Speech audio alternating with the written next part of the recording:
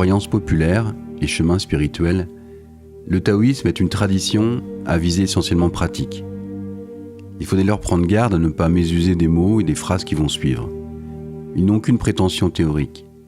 Ils ambitionnent seulement de nous aider sur le chemin, la voie, le Tao. Prenons donc garde à ne jamais les réifier. De façon imagée et symbolique, il est dit que le monde peut être appréhendé sous le signe du deux. De l'un naît le deux, nous dit Lao Tse. Il est donc constitué d'infinies divisions et ses manifestations sont binaires et complémentaires. C'est ce que veut signifier le symbole du yin et du yang. La réalité peut être vue comme un processus incessant et cyclique.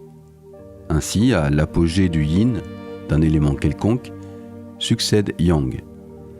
Ce mouvement cyclique est lui-même divisé en 5 phases symbolisées par les 5 agents.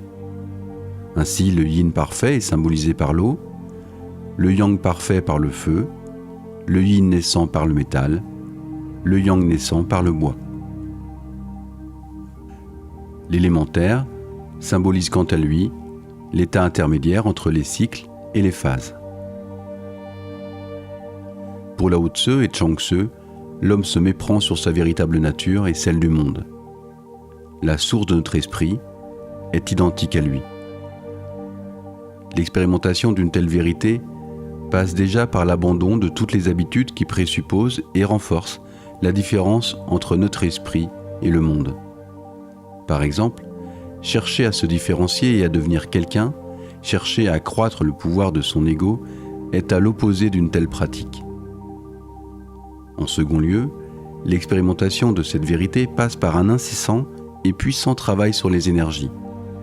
Dans un premier temps, il s'agira ici de développer notre propre énergie en la nourrissant. C'est là la phase de restauration des énergies internes par une éthique solide, une diététique savante et une quiétude de tous les instants. Dans un second temps, il faudra apprendre à faire circuler cette énergie. Les arts martiaux internes et le Qigong y aident.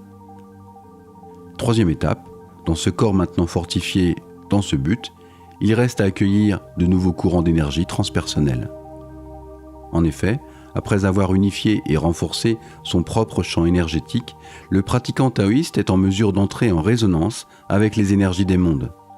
Il suivra pour ce faire les techniques de l'alchimie interne et ses méthodes de circulation énergétique renforcées ou inversées, lesquelles reposent sur une parfaite connaissance de son corps et des cycles cachés du temps. Finalement, comme l'affirme Lao Tse, il nous faut saisir par quoi tout est un. Ne pas s'identifier à soi et s'ouvrir aux énergies du monde en sont les conditions. Et quiconque arrive à le vivre, plus qu'à l'entendre, est alors un homme accompli.